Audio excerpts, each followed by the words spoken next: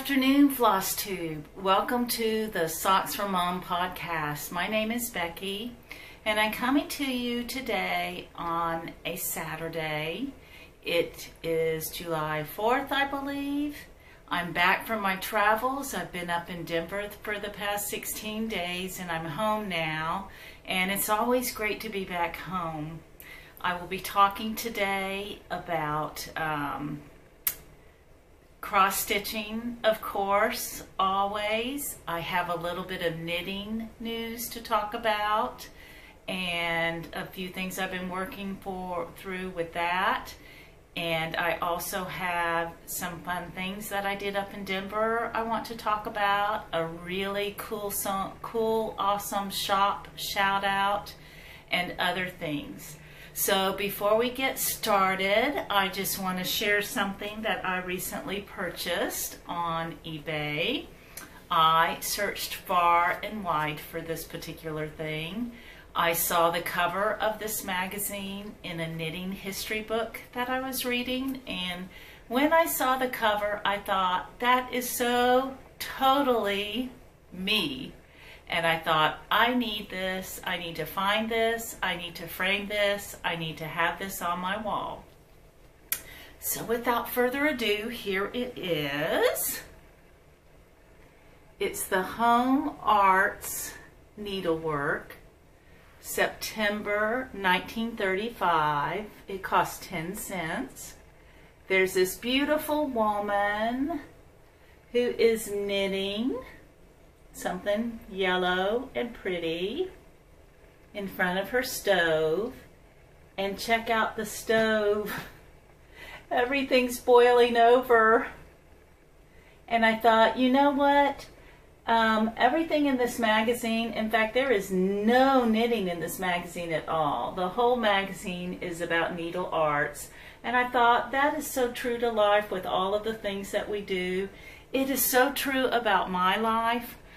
For years and years, okay, this is going to sound really weird. I know people tell me I'm weird with this, but I set a timer for 15 minutes and I will knit, or now I will stitch for 15 minutes, and then I'll set a timer for 15 minutes to do chores. And I will do that off and on all day. I know that would drive some people batty, but for me, that's the only way it gets done. It sounds crazy, and yes, you're thinking, this is one crazy lady. I'm turning her off right now. But I love this. It's so me. And the other thing I wanted to share you on the inside, well, first, check out the back. This lovely couple's in the middle of a lake. He's lighting her cigarette. And it's an advertisement for whatever cigarettes these are.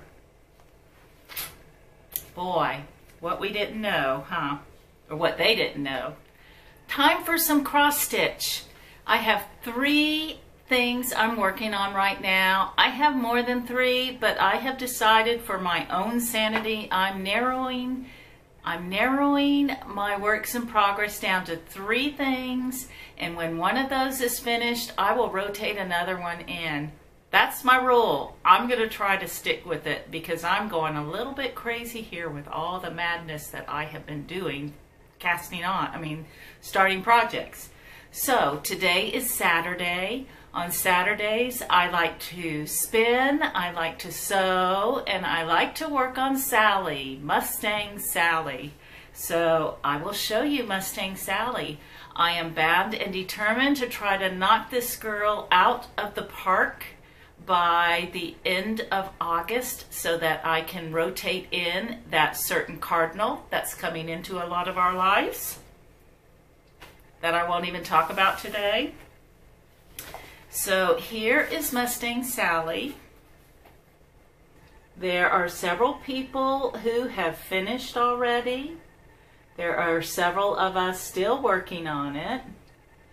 And I'm sure there are several who are starting it. But I'm stitching the initials of everyone I know who is working on it in mine. Mine looks a little bit different. It's very interesting to see how the called for colors look different on so many different linens. I have a cool tone linen, and so my colors look a little bit different, I think.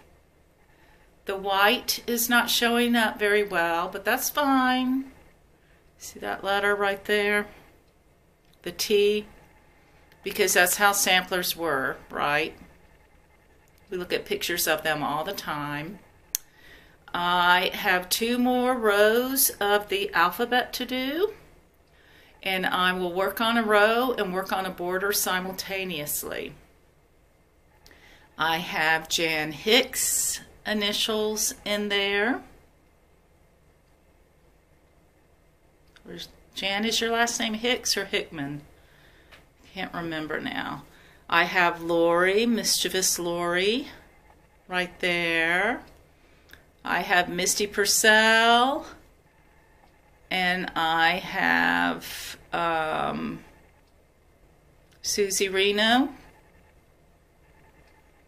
And I have a list of all the names that I got from Leslie Hurley. Thank you, Leslie, if you're watching this. I did get that. So that's my Mustang Sally. She's a beauty. And little Sally is teaching me I need to relax with my stitching, because little Sally started and ended wherever she wanted to on her letters. Her letters aren't always even. Her borders aren't always even, and that is just fine. What does Teresa say? That just really shows you the personalities of stitchers. And she probably wanted to be outside playing, and her head was in the clouds maybe. The next thing I want to show you is the round robin. I am having a blast with this round robin. The group of ladies that I am stitching my piece with, they're so much fun. We're getting to know each other. Hi Barb, hi Pat, hi Liz. If you're watching this, we chat all the time, almost every day, and it's been a blast. Now I am finished with mine, just about. I have to do the initials, but Liz sent us our border, and we each work our border on a linen of our choice with threads of our choice. And here is mine.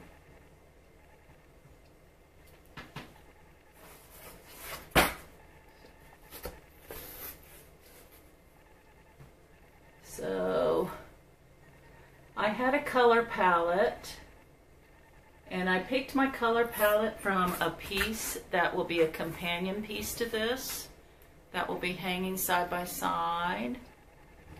And there is my motif right there, using my colors with the little fox, the 2 foxes. When I lived in Colorado, we saw them all the time, and so when I saw this, I knew that was the motif that I would use.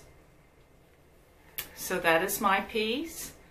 I'm going to put my initials on it, and then I will send it to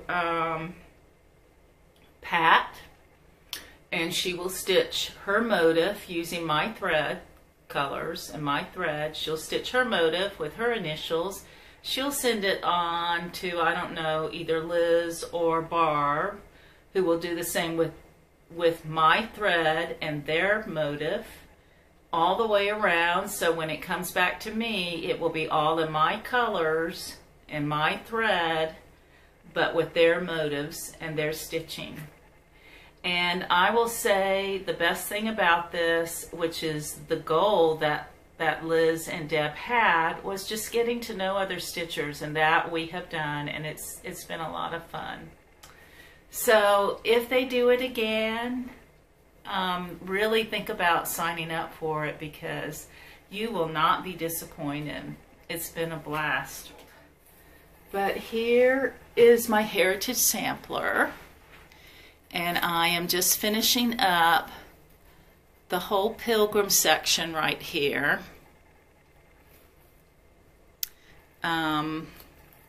I love this rust. The variegation is really showing. Sometimes it's red, sometimes it's rust, sometimes it's orange. My white pumpkins are stitched with willow green, I believe, or green willow, and they're not showing up very well. I'm thinking about back stitching those. What do you guys think? And I love how the wheat is stitched. I think that's really cool. This is Nicholas and Constance, who were Vanessa's ancestors. It's a father and a daughter who were on the Mayflower. They're living happily under the British flag, the Union Jack, which is soon to change, as we know.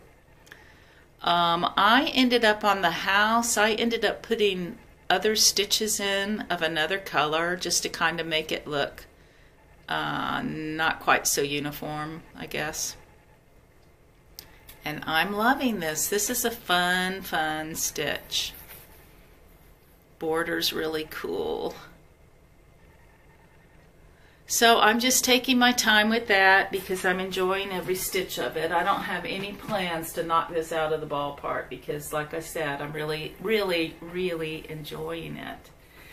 Now, I've had several people ask me if I would elaborate on the Pilgrims a little bit, because I expressed a little bit of disappointment in how Pilgrims are portrayed in our American history.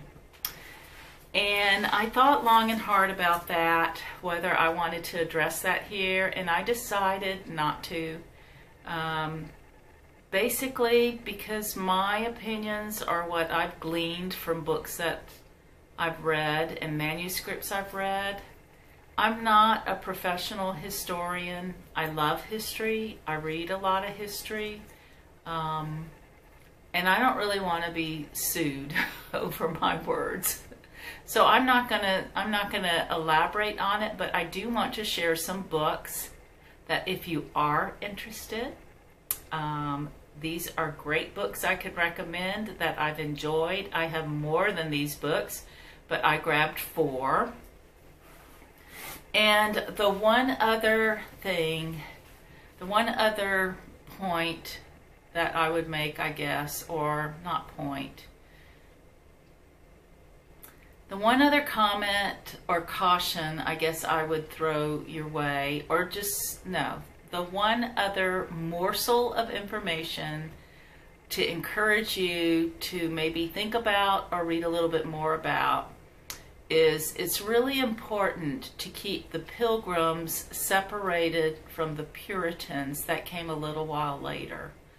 The Pilgrims fled England for religious persecution. They were being thrown in prison because they were not going to the Church of England that the king had commanded all of his subjects to go to. And so they fled England in search of religious freedom, to worship how they wanted to actually to read the Bible and not have it, well, anyways, they went to Holland and then they went on to America searching for that religious freedom. And that's why they're called Pilgrims, because they wandered. They wandered from England to Holland, from Holland to America, trying to find a place where they could worship. The Puritans were a different lot of people, and they were the ones that stayed in England trying to purify the church. And they came over later to Massachusetts and actually lived, I think, in the northern part. And they're the dour, sour-faced, although I don't think they really are, but they're the ones that are portrayed in such a negative light in our history now. So I just think what I would encourage you to do is just to remember to keep those two groups of people separate. They were not one and the same. So, I would point you to William Bradford, who was the first governor there. In his journal, History of Plymouth, these are his words. He was the one that came over on the Mayflower. This is his recounting of all of that, of their going to Holland, of all of it. These are his words. And then another favorite book of mine was written in 1945, I think, and it was by George Willison. It's called Saints and Strangers. This is a copy that I found for $2.50. I do have a hardback somewhere else.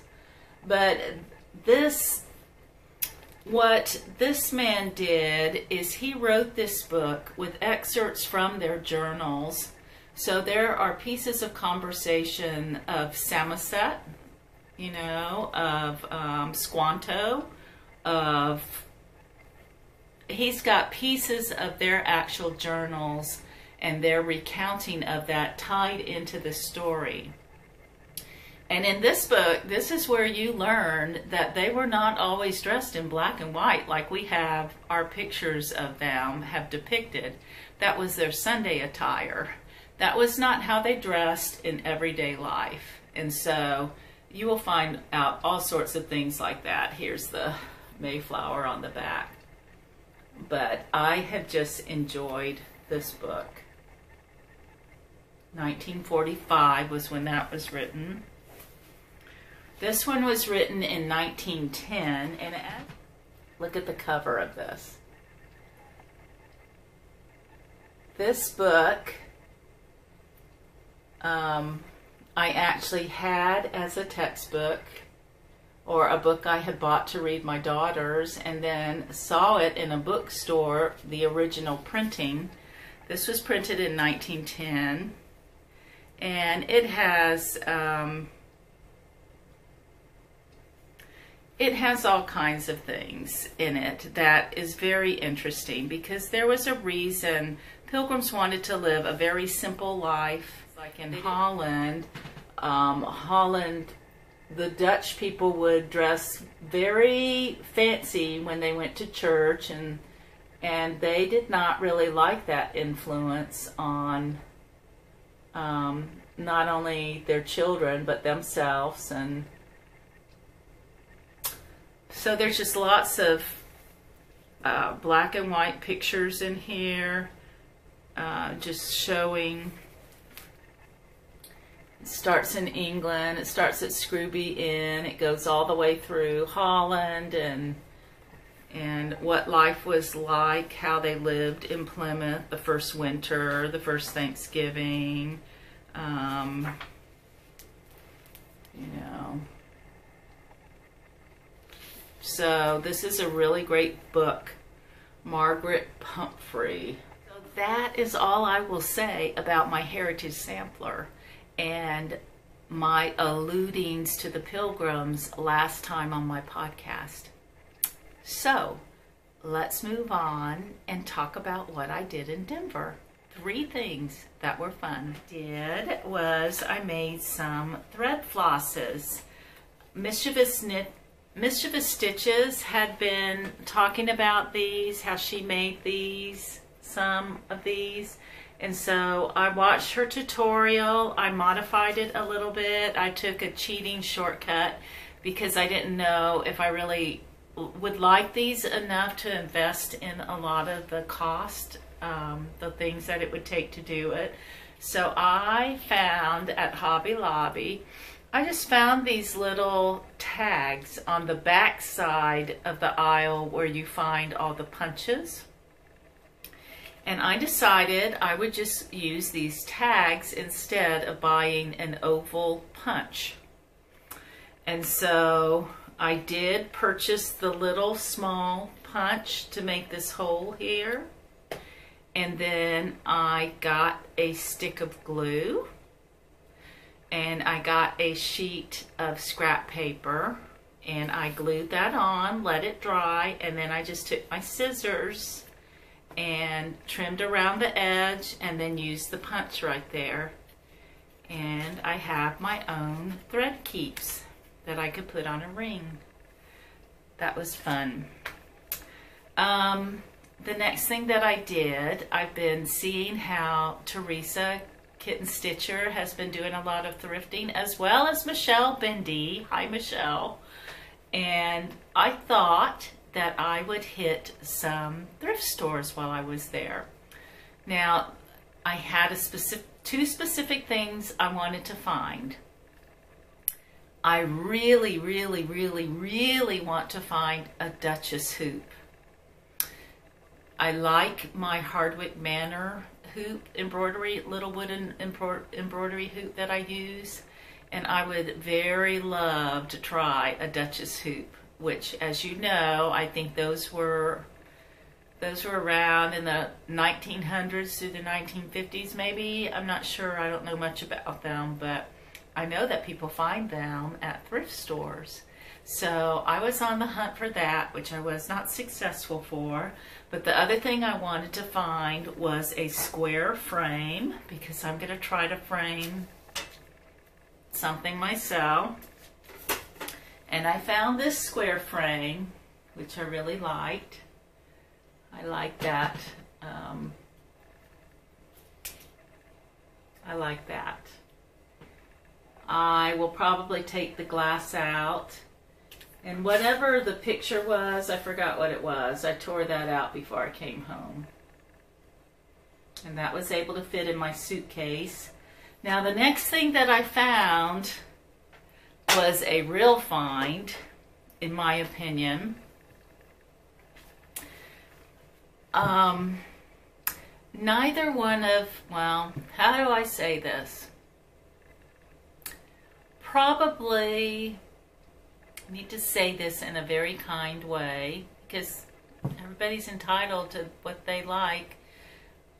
I would probably go along, I remember when Michelle Bendy said that all of her stuff would end up at Goodwill someday, her husband would be tossing it out. Well, I would say the same thing's probably going to happen in my house. I don't think either one of my girls think my stuff is worth saving. I could be wrong. I don't know. I won't be here to find out.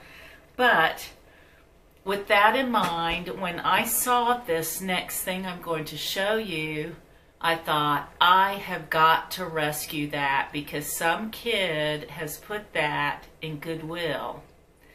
And when I turned it over and saw the back of it, which I didn't bring that up with me, but I will tell you about it. On the back of it, it said this piece was stitched by a woman,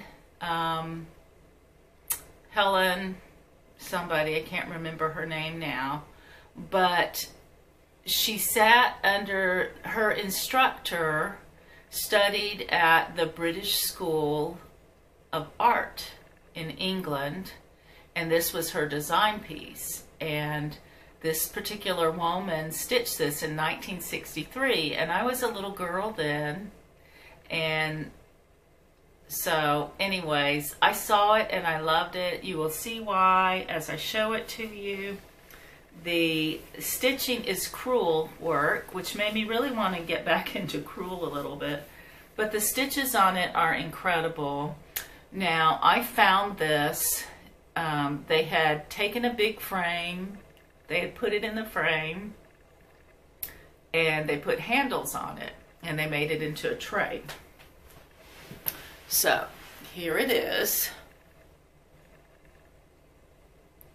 But the stitches on this are incredible.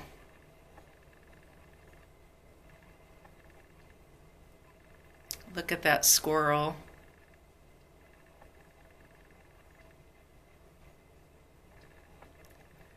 Or the dragonfly. I mean, every stitch in this is beautiful. The cherries,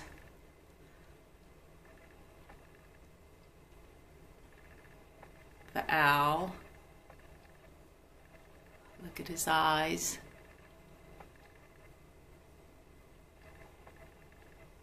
It's beautiful. And I love it. And I will treasure it.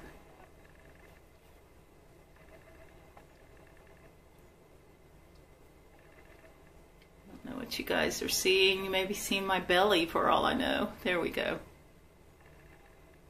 Isn't that stunning? There's a lot of white space on this, the way they had it framed, and I don't think I would do that. I'm trying to show you the little bunny. Is that the little bunny? I can't see what part I'm looking at. But I love it. I will probably cut it down. It's just on a piece of cardboard. Look, check out that leaf. I mean, I literally could every single thing show you, which I probably have, but you get the gist. It has been saved, and I will put it in its own frame without glass to admire the stitches. So that was a great find. And when I took it up, I thought there's no way this will fit into my suitcase. I'll have to take it out of this tray. And I told myself, if this is under $10, I will buy it, but it's probably going to be more. And I took it to the guy, the checkout guy, and I said, this doesn't have a price on it. How much are you charging for it? He said, oh, I don't know, $2.99. And I said, sold. And then I told them, some lady worked really, really, really hard on this, and this got tossed. And he said, whoa. So that is my thrift store find. And now I'm a little bit hooked on that. So those are my 3 fun things that I did in Denver. And the next thing I want to tell you about is to tell you the end results of the Instagram poll that I did. Hold on, I need to get my stuff. I'll be right back.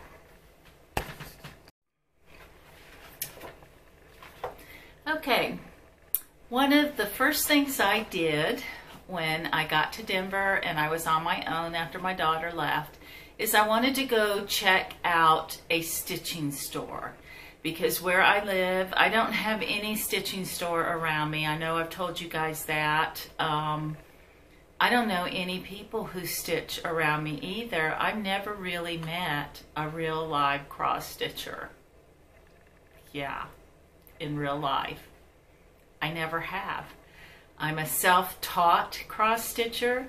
Now, my mom cross stitches and my aunt cross stitches, or did. Both of them did. But other than that, I've never really known a real cross stitcher. I know that seems very hard to fathom. So I wanted to find a cross stitch shop, which I did. It was called a stitching shop. And I will put all the links to it down below.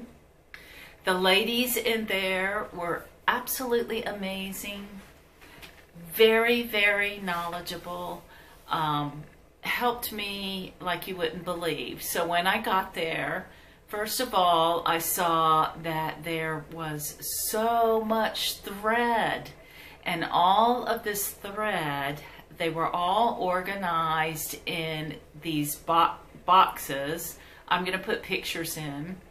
And then they were all in a catalog. So you looked up the number in the catalog and pulled it out. Very, very efficient organizing. It's like going to a library, how you see all those library books, but you can always find the library book because of a card catalog. This was the same, and I was blown away. So I started with my list of threads, and I spent a lot of time doing that. And then the next thing I did is I browsed around on their pattern table.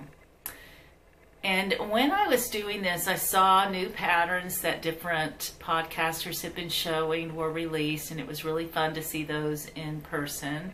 But I was a little taken back that they didn't seem to have a lot of Plum Street Sampler, or I couldn't find maybe one Kathy Barrick. They didn't have much at all, which was out of keeping with all the thread that I saw. So I was a little bit surprised about that, and I didn't really see any patterns that I felt like I needed. And so the next thing that I did with them was I needed help finding fabric for my round robin. I had already pulled the colors, the floss, and brought them with me, I think, or maybe I didn't bring them with me. I had them back at the house, but I used, for my round robin, I have this Kathy Barrick pattern, which is going to be a companion piece to my round robin, and I wanted them to have the same colors, same background, and so all the colors that were in this I wanted to use on my round robin piece. And so they tossed floss out, they tossed my colors out. We went through lots and lots and lots of linen that I would have been very overwhelmed with, but they knew exactly what they were doing. They were able to, one of my colors they thought faded in a little bit too much, and so we pulled caramel corn and we traded that into it, which is why I ended up with caramel corn on my round robin piece. Just incredible with what they knew and how they helped me. And I felt like I had found my tribe, as so many people are saying. And I was excited, and I got there at 10 o'clock, and I did not leave until 4:30. But as they were checking me out, I kind of wandered into this other room that I thought was just a stitching area.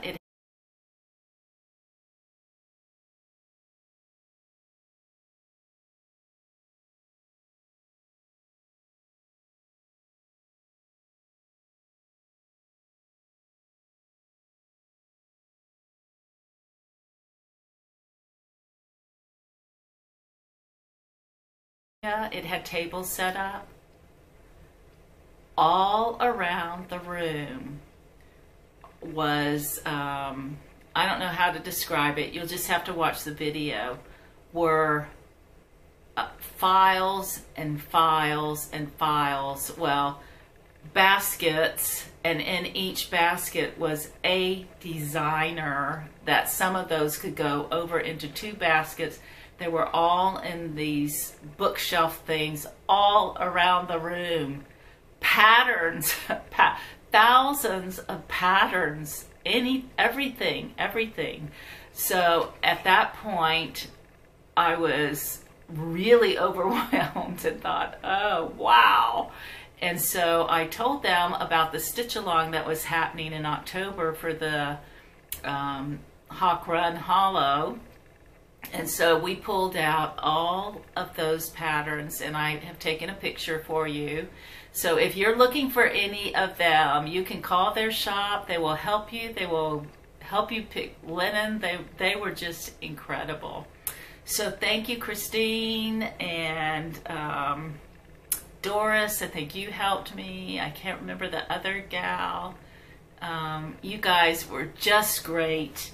What I really, really like that they do at their shop is when you purchase some linen, they of course serge it around the edge, but they also will write on it what it is, what you're going to use it for, how big it is, and then they put it in a little bag for you and drop this in there.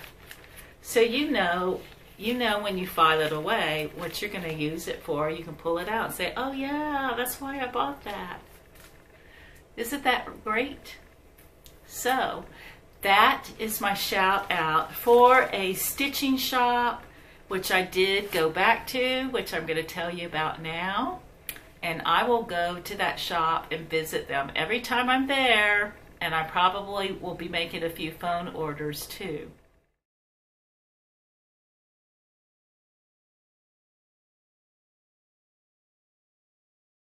My daughter had a cherry tree in her backyard that was ripe with cherries, and every day I would go out there. As I said in my last podcast, I would go sit out there in the morning and I would stitch, and I would walk over to the cherry tree, pop some cherries in my mouth, walk over, stitch some more, or if I talked on the phone, I would stand under the cherry tree and eat cherries. The cherry tree was a big thing in my life when I was there.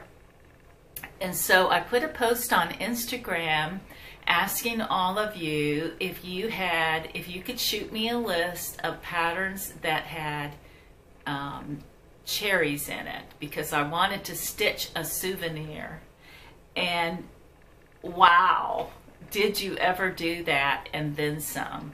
I heard from several designers. I heard from some of our great, wonderful, incredible ladies who over-dye threads for us.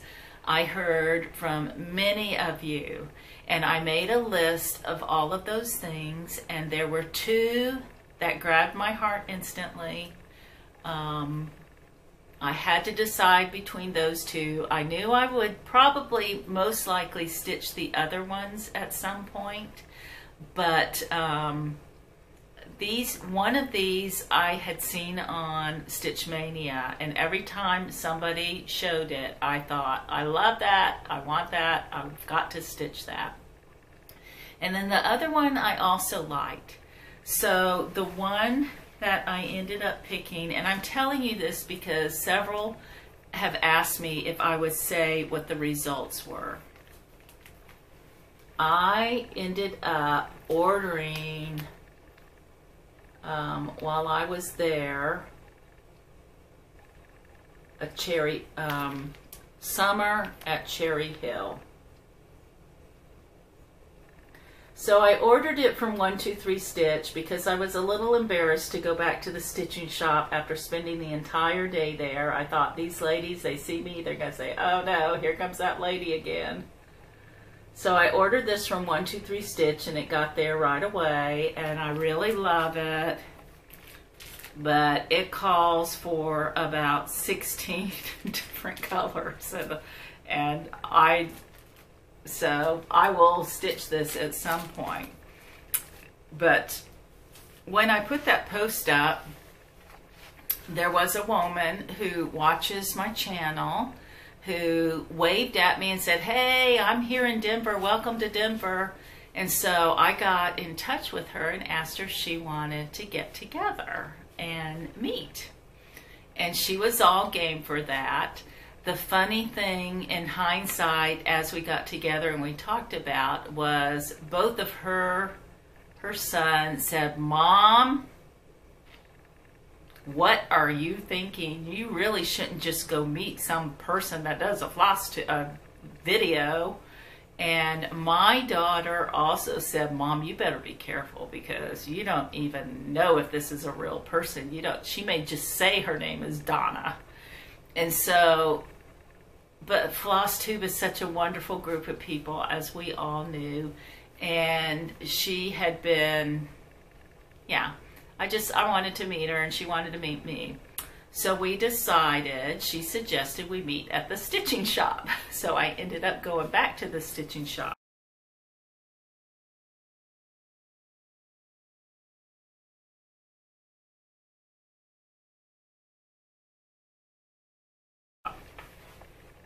And we spent a lovely morning looking. I had asked her to bring some things that I saw her put on Instagram. She likes to go to retreats, and she has stitched up some Stacy Nash pieces, a little thread keep roll, a needle roll. She stitched up a Blackbird Designs box that had things in it, including her grandmother's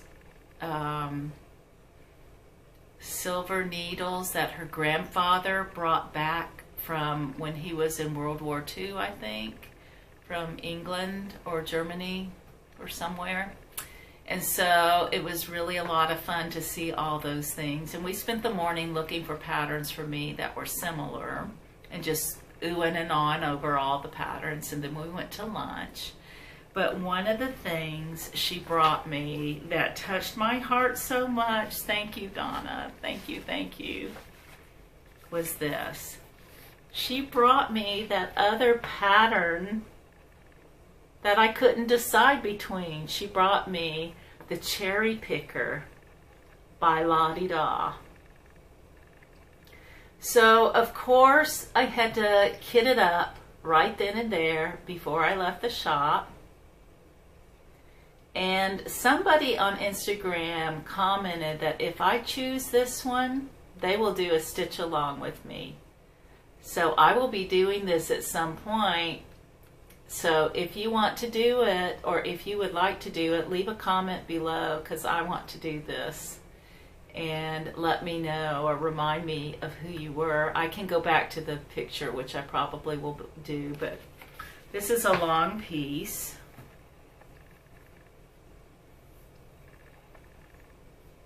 It's long. I think this is Vintage Country Mocha. And it's on a 36 count, I believe, because 36 count, yes. 36 count is my preference. It's what I like to stitch at. I got, I'll be doing it in DMC in the call for threads, and here they all are. And I've gone ahead, I made a bunch of these thread keeps. And I'm in the process of moving those over. So it's really pretty.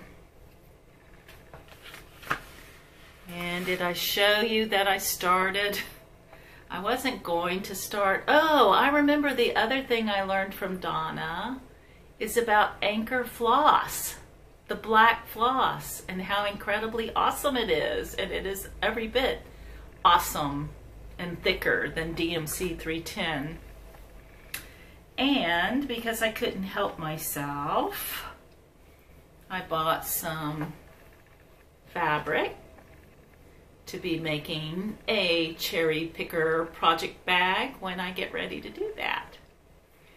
So that was a lot of fun. I had so much fun meeting Donna. I had so much fun finding a stitching store and real live stitching people. And the one thing I would tell all of you is don't ever be afraid to reach out and talk to floss tubers or those of us who are brave enough to sit in front of a camera, because really you feel like you know us because we're right there, sitting there right with you, and you can look at us, but we're on this end looking at a camera. We don't see the people we're talking to, and it is so special to meet you in real life and to put a face with the name that leaves a comment. We're just real people. We may be crazy people because we sit in front of a camera and do this. And so anyways, that's my 2 cents. I'm sure that a lot of floss tubers would agree with me on that though, because I've heard them say that. Libby has been reading a lot, and Libby has read some good books. But the book I want to tell you about today, that I didn't look up any of this stuff, so all of this is from my memory. And so I'm probably going to say the name of the author wrong. I will correct it if I'm wrong. But the name of the book was called Before We Were Yours. And this story is amazing. It's horrifying. It's intriguing. It's a page turner. It's a book that I want to read over again. now that I know all the pieces are put together in it.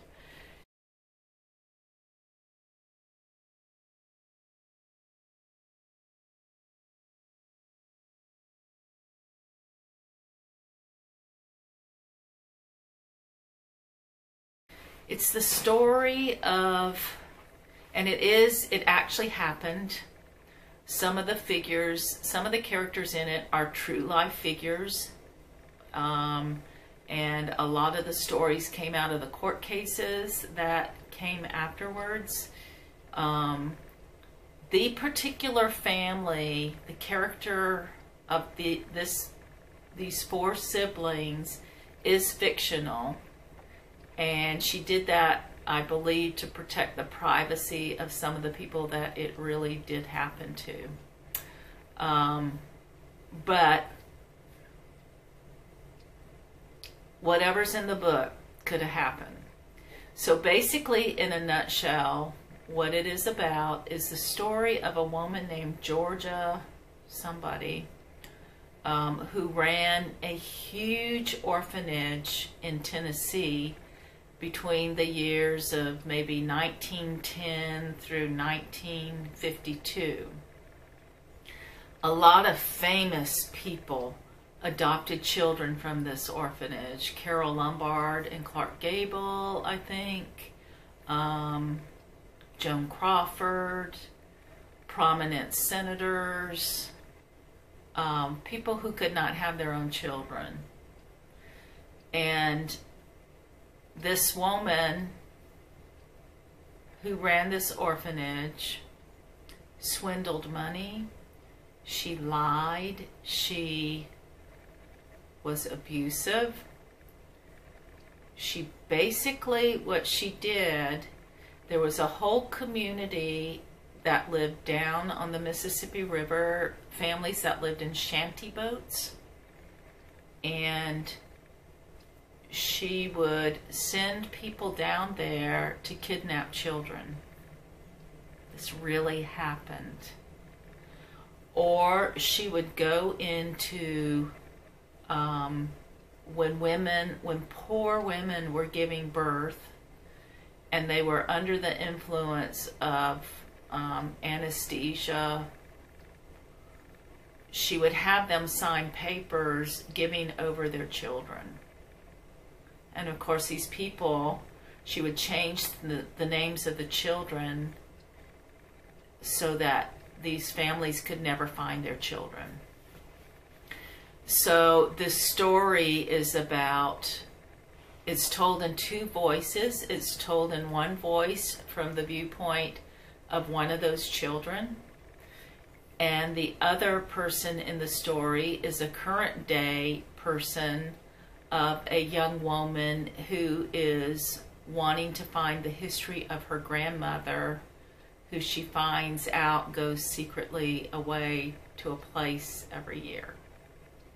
That's all I will tell you, is those 2 stories are being worked, and it comes together at the end in one incredible firework, whoa, kind of thing. And you are just left feeling, how could this have possibly happened? I see it's gotten dark in here now, but thanks a lot. It's been fun.